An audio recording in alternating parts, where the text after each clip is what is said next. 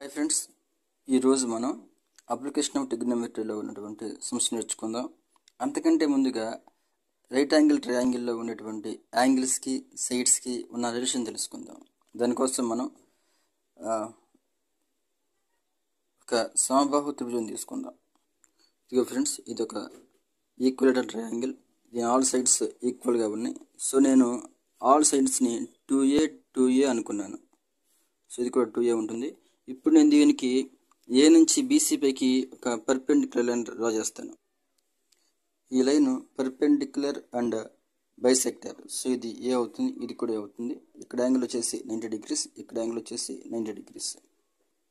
మనం తీసుకునే యాంగిల్ ఈక్వలేటర్ కాబట్టి యాంగిల్స్ అన్ని కూడా ఈక్వల్గా ఉంటాయి. సో ఆల్ యాంగిల్స్ అయితే 60 degrees. సో బి వచ్చేసి 60 degrees, సి కూడా 60 degrees. ఏ దగ్గర 60 ఉంది. ఇలా we can take the bisector, so the angle should be 30 degrees and 30 degrees. Now we can see the point D. ABD is the right angle triangle. So ABD right angle triangle తీసుకున్నాం మనం.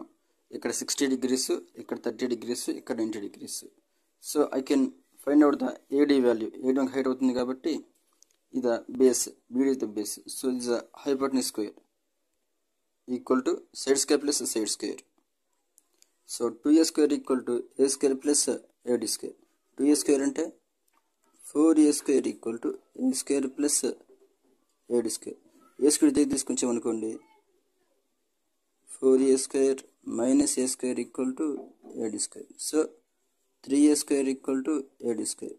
నాకు ad కావాలి కాబట్టి ad equal to square root of 3a square, that equal to root 3 into a. So AD value వచ్చేసి మనకి √3 into a వచ్చేసింది. Now see all of angles వచ్చేసి 30, 60, 90 degrees.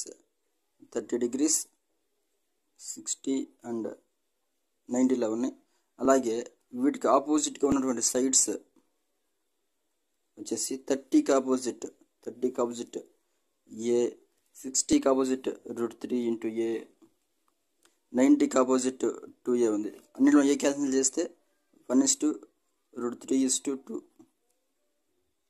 So angles 30, 60, 90 అంటే 1:2:3 రేషియోలో ఉంటాయి. వాటికి ఆపోజిట్గా ఉండేటువంటి సైడ్స్ 1:3:2 రేషియోలో ఉంటాయి.